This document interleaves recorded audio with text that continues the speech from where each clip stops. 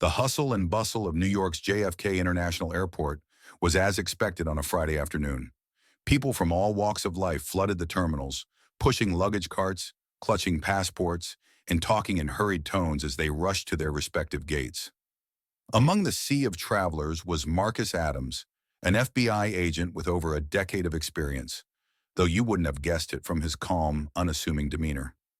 Dressed casually in jeans, a plain gray shirt, and a dark jacket, Marcus blended into the crowd. Marcus had just finished a grueling assignment that took weeks of undercover work, and this flight was his well-deserved return to Los Angeles. He needed this trip to unwind, to mentally detach from the weight of his job, if only for a few hours.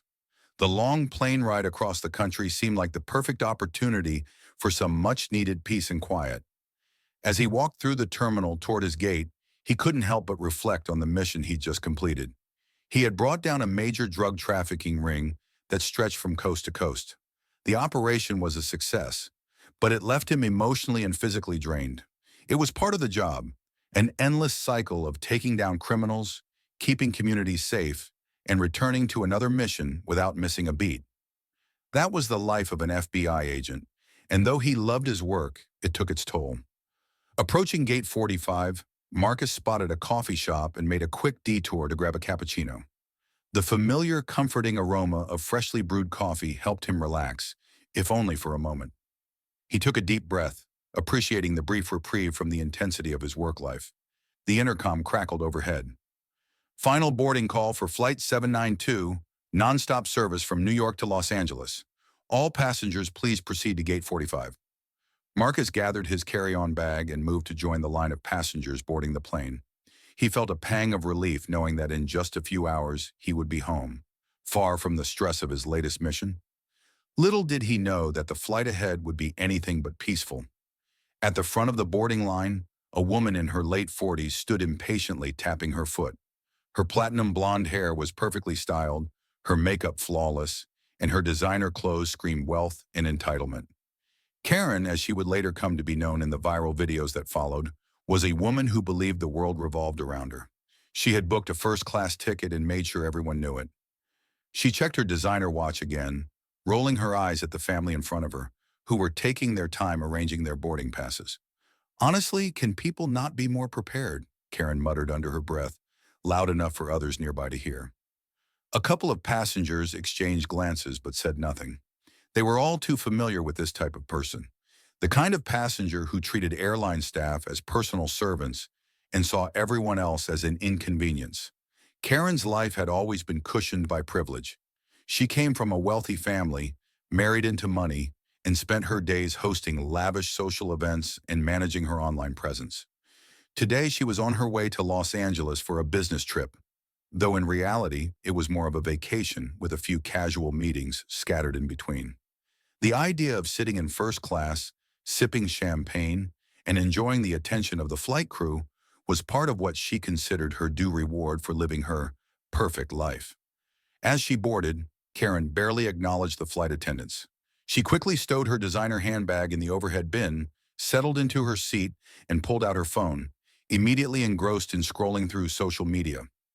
She posted a quick status update about her trip, tagging her favorite brands and basking in the likes and comments that began flooding in. The seat mix-up. As the last few passengers trickled onto the plane, an issue arose with Karen's seat. There had been a technical error in the system, and Karen's first-class seat had been double-booked. The flight attendant, a young woman named Lisa, approached her with an apologetic smile. "I'm so sorry, ma'am," Lisa said in a calm, professional tone. "There seems to have been a mix-up with the seating. We've had to move some passengers around, and unfortunately, we'll need to ask if you could relocate to another seat in economy for this flight. We'll be happy to offer you a voucher for future travel to make up for the inconvenience." Karen's eyes widened in disbelief. "Excuse me," she said, her voice rising. "You want me to sit in economy? I paid for first class. Do you know who I am?" Lisa, accustomed to dealing with difficult passengers, kept her composure. "I understand, ma'am, and I truly apologize. Unfortunately, there are no more first-class seats available, but we have a very comfortable seat in the first row of economy with extra legroom. We'll also provide complimentary drinks for the duration of the flight." Karen's face flushed with anger. This is unacceptable. I demand to speak to the manager. I'm not going to sit with the peasants in economy. Despite the growing tension, Lisa remained calm. I'll see if we can offer any other accommodations, but I'm afraid that for this flight, this is the only option we have. Karen let out a huff and crossed her arms. Fine, she snapped, but I will be filing a complaint. This is outrageous. She gathered her belongings and stormed toward her new seat in the first row of economy, where Marcus was already seated near the window. Karen sat down with a loud sigh, making it clear that she was furious about the change. She glanced sideways at Marcus but didn't say anything. Yet, as the plane prepared for takeoff, the atmosphere between Karen and Marcus grew tense. Karen made no effort to hide her discomfort. She fidgeted, rearranged her bag multiple times, and occasionally muttered under her breath about the injustice of being moved to economy. Marcus, ever the professional, ignored her antics and focused on his book. The plane ascended into the sky, and the hum of the engines filled the cabin. Karen, still visibly upset, shifted in her seat, trying to get comfortable. She glanced again at Marcus, sizing him up. His calm demeanor irritated her for reasons she couldn't quite explain. After a few minutes, Karen broke the silence. Is this your first time flying? She asked, her voice dripping with condescension. Marcus turned to her, surprised by the question. No, I've flown quite a bit, he replied politely, not wanting to engage too much. Karen wasn't satisfied with the brief response. Oh, she said, her tone sharp. You don't seem like the type who travels often. Marcus raised an eyebrow but remained quiet. He had been in countless situations like this, where subtle racism cloaked in politeness made its way into everyday interactions. He knew better than to take the bait, especially in a confined space like an airplane. Karen, frustrated by his lack of response, continued. Well, it's just that most people don't seem to know how to behave on planes, especially when they're not used to flying. The comment hung in the air, the implication clear. Marcus remained composed, though inside he felt the familiar sting of being judged based on his appearance. He had faced this kind of treatment his entire life, both before and after becoming an FBI agent. The plane had settled into its cruise altitude, the fasten seatbelt sign turned off, and the flight attendants began serving drinks. The cabin was filled with the hum of conversation, the clinking of glasses, and the faint sound of the in-flight entertainment systems. But the tension between Karen and Marcus continued to simmer, unseen by most of the other passengers. Karen shifted in her seat once again, trying to make herself comfortable, but her mind kept returning to her perceived slight. Being moved to economy. It didn't matter that she had been promised a voucher or that the flight was only a few hours. To her, it was about respect, or rather, a lack of it. And now here she was, sitting next to Marcus, whose calm presence irritated her in ways she couldn't quite understand. Her gaze drifted toward him again.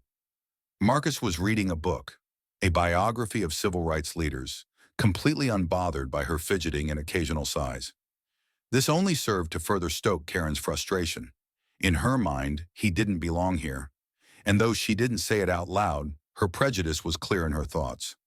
As the flight attendants approached with a drink cart, Karen saw her opportunity. Excuse me, she said, her voice loud enough to catch the attention of those around her. Can I get a glass of champagne? I was supposed to be in first class, you know. The flight attendant, the same one who had moved her seat earlier, gave her a polite smile. I'm sorry, ma'am, but we don't serve champagne in economy class. However, I can get you a complimentary glass of wine or a soft drink. Karen pursed her lips in disapproval. Fine, I'll take a wine. But this whole situation is absolutely ridiculous. I don't know why I'm being punished for your mistake. The flight attendant nodded sympathetically but didn't engage further. She quickly poured Karen's wine and moved on to the next row. Karen took a sip of the wine, then set the plastic cup down on the tray table with a bit too much force. The liquid sloshed inside, almost spilling. So, she said, turning toward Marcus again, her tone sharp. What is it that you do exactly? You seem different. Marcus glanced up from his book, sensing that the question wasn't innocent curiosity. He considered ignoring her, but he could feel her stare boring into him, waiting for a reaction. I'm in law enforcement, he replied simply. hoping that would end the conversation. Karen raised an eyebrow. Law enforcement? Really? You don't look like a cop. Marcus gave a slight nod, refusing to rise to the bait. I get that a lot. She didn't stop. So what? Like a security guard? Or something else? Something else, Marcus said, turning back to his book, signaling that he wasn't interested in prolonging the conversation. Karen, however, wasn't ready to let it go. Huh, she muttered. Funny, I wouldn't have pegged you for that type. Must be a pretty easy job, though. I mean, anyone could do it, right? The casual dismissal in her voice was enough to make Marcus's grip tighten on his book, but he didn't respond. Years of dealing with difficult people in high-stress situations had trained him to keep his cool, and he wasn't about to lose it now. But Karen didn't stop. Emboldened by Marcus's silence, she leaned in a little closer. Let me guess, she said in a conspiratorial tone. Affirmative action, right? Gotta have diversity in every field these days. Marcus felt the familiar burn of anger rising in his chest, but he forced it down. He could hear the condescension in her voice, the thinly veiled racism, but he wasn't going to give her the satisfaction of seeing him react. Instead, he took a deep breath and calmly said, I earned my position, just like anyone else. Karen leaned back in her seat, a satisfied smirk on her face. Sure, I bet you did. The other passengers were beginning to take notice of the interaction. A couple sitting across the aisle exchanged uncomfortable glances, and a man seated a few rows back took out his phone, subtly recording the conversation. Karen, oblivious to the growing attention, seemed determined to push Marcus further. People these days are so sensitive, Karen said, taking another sip of her wine. You can't say anything without someone getting offended. It's like, relax, it's just a joke.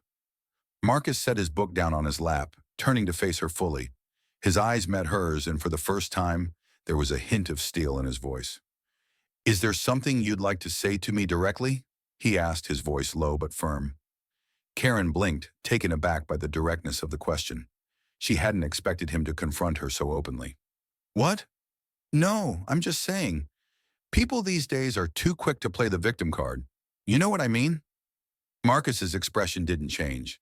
He was done with the veiled insults. No, he said evenly. I don't. The tension between them was palpable now, and the surrounding passengers were paying close attention.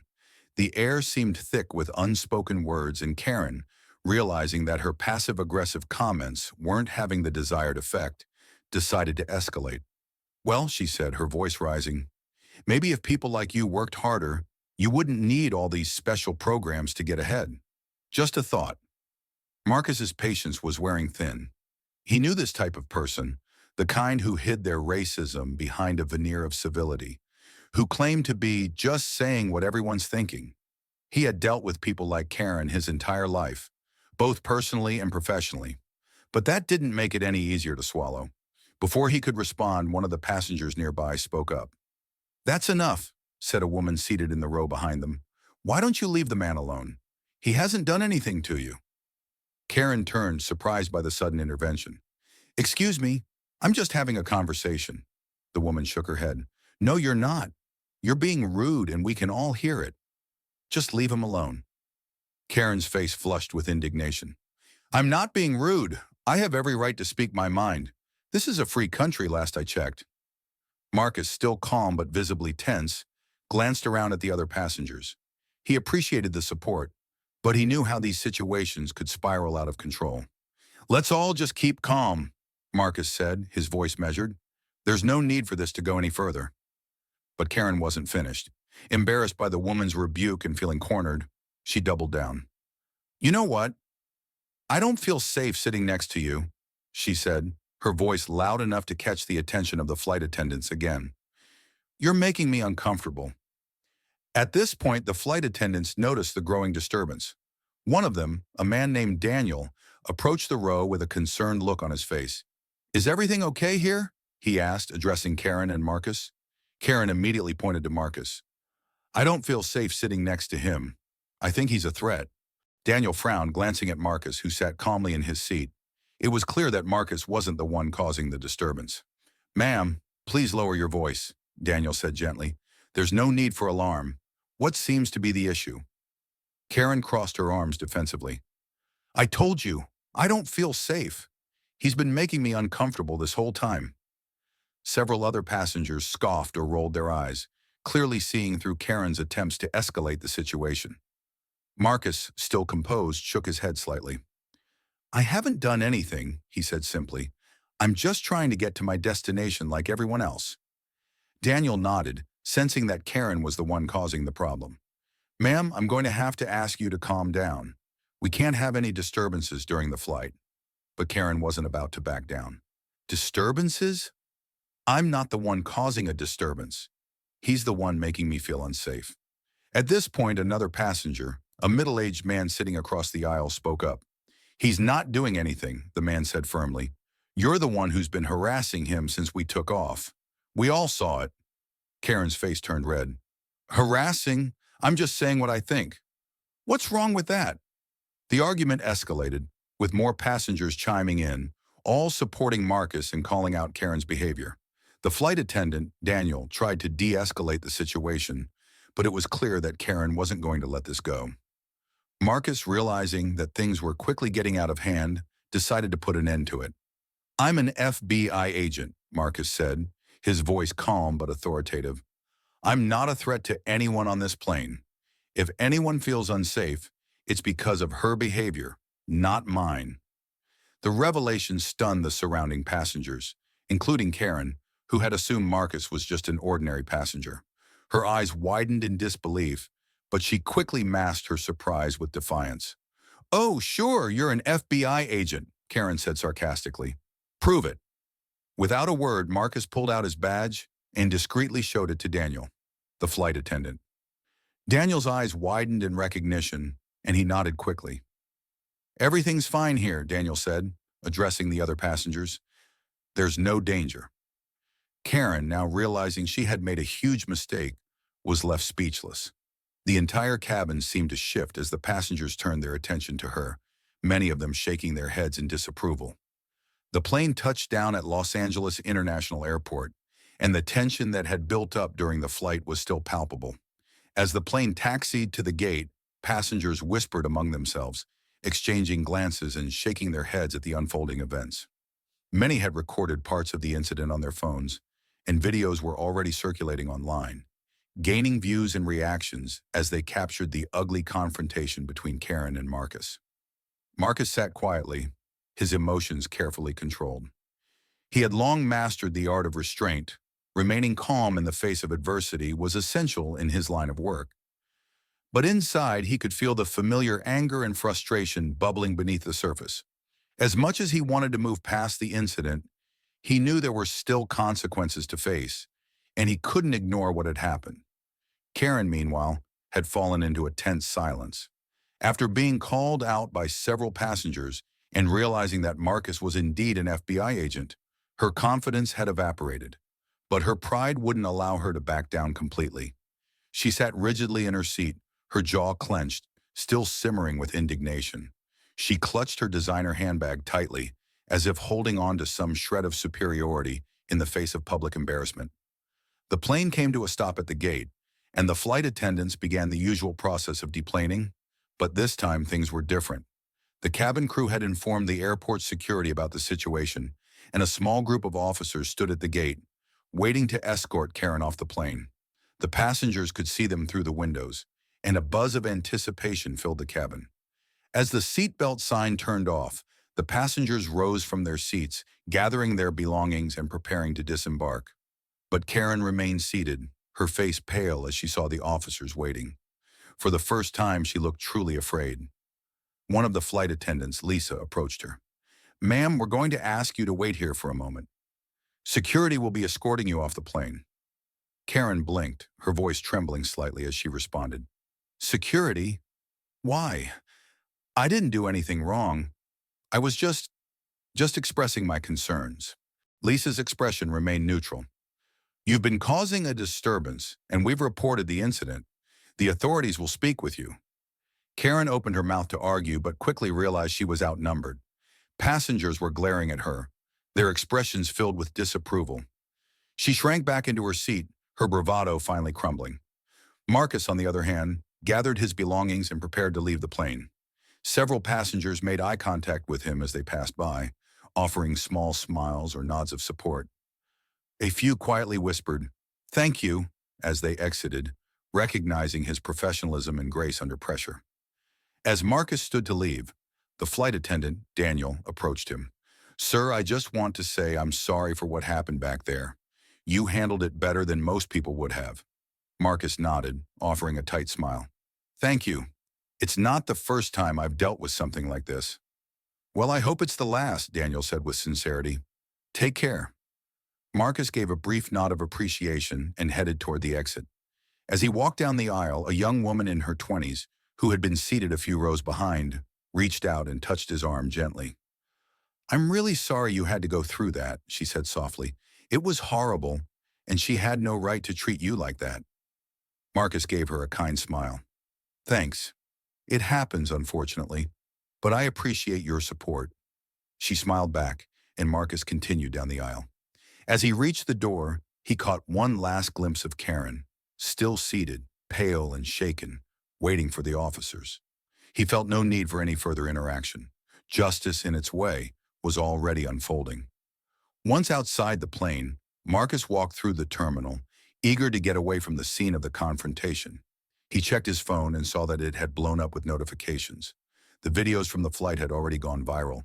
Clips of Karen's racist remarks and Marcus's calm response were being shared across social media platforms, gathering thousands of views by the minute. His phone buzzed with texts from friends and colleagues, many of them expressing outrage at what had happened, but also offering praise for how he had handled the situation. Some messages were from people he hadn't spoken to in years, former classmates, old neighbors, who had seen the video and wanted to reach out. As he made his way toward the baggage claim, Marcus opened one of the videos and scrolled through the comments. Most of them were supportive, expressing solidarity with him and condemning Karen's behavior. But a few, predictably, tried to justify her actions or downplay the severity of what had happened. It didn't surprise Marcus. He had long since learned that racism often hid behind a veneer of denial. But the overwhelming support from the public gave him some comfort, knowing that most people could see through Karen's facade. Karen, meanwhile, was about to face the full consequences of her actions. As she was escorted off the plane by security, the airport was buzzing with reporters and cameras. Word of the viral video had spread quickly, and the media was eager to cover the latest Karen incident. Karen, once so confident and entitled, was now reduced to a figure of public scorn. The security officers led her through the terminal, shielding her from the flashing cameras, but there was no escaping the scrutiny. As soon as the story broke, Karen's life began to unravel. The public backlash was swift and unforgiving. Her name and face were plastered across news outlets, social media, and viral videos. People dug into her past, unearthing old posts and statements that revealed a long history of entitled and racist behavior. The company she worked for, a prominent public relations firm, quickly distanced itself from her. By the time she landed in Los Angeles, her employer had issued a statement condemning her actions and announcing that she had been terminated, effective immediately. Karen's friends and social circle began to turn against her as well. In a matter of hours, she went from a woman of privilege and status to a pariah, rejected by the very people she had once considered allies. Her social media accounts were flooded with angry comments, and her personal life began to crumble. Marcus returned home later that evening, exhausted from the long flight and the emotional toll of the day's events. As he sat in his living room, watching the news coverage of the incident, he couldn't help but feel a mix of emotions. On the one hand, he was grateful for the support he had received, from the passengers on the plane, from the public, and from his friends and family. But on the other hand, the incident had brought up old wounds. It was a painful reminder that, despite his achievements and his dedication to his job, there were still people in the world who saw him as less than simply because of the color of his skin. He thought about all the times he had faced discrimination in his life, the microaggressions, the outright racism, the constant need to prove himself. It was exhausting, and though he had learned to navigate it with grace, it didn't make it any less infuriating. But Marcus also knew that he couldn't let this one incident define him. He had worked too hard, come too far, to let the actions of one ignorant woman overshadow everything he had accomplished. He reminded himself that for every Karen out there, there were countless others who stood with him, people who believed in equality, justice, and dignity for all. The next day, Marcus woke to find that the story had continued to dominate the news cycle. He had been contacted by several major news outlets, all wanting to interview him about the incident. After some consideration, he agreed to speak with a few of them, not for the attention, but because he knew this was an opportunity to address a larger issue. In the interviews, Marcus spoke candidly about what had happened on the flight, but quickly shifted the conversation to the broader issue of systemic racism. He explained that while Karen's actions were shocking, they were not unique.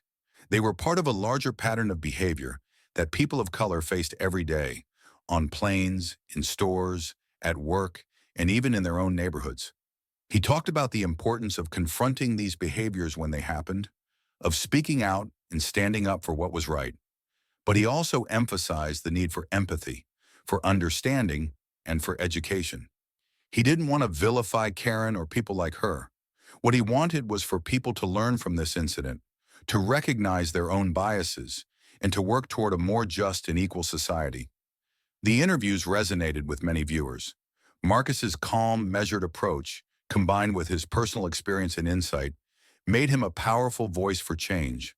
People across the country and even around the world shared his message, sparking conversations about race, privilege, and the importance of standing up against injustice. As for Karen, her fall from grace was swift and brutal. But in the weeks that followed, she began to realize the gravity of what she had done. At first, she had tried to play the victim, claiming that she had been misunderstood and unfairly targeted.